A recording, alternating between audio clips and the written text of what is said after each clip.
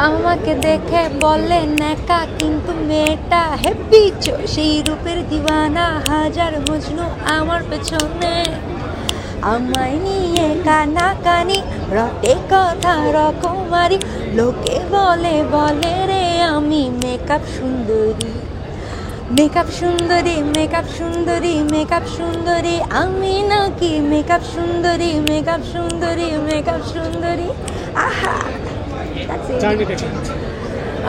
আমার জার্নি পাওয়ার ভয়েস থেকে শুরু হয় 2012 সালে। তো সেই থেকে এখন পর্যন্ত আমি আমার বেশ কিছু মৌলিক গান বাজারে এসেছে এবং দর্শক অনেক পছন্দ করেছে।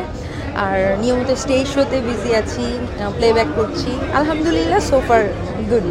এই যে গান আসলে মানুষ তো বড় হয়ে স্বপ্ন থাকে আমি একটা ইঞ্জিনিয়ার, এই যে গানের দিকে আসা কারণ কি এবং কার অবদান বেশি রয়েছে?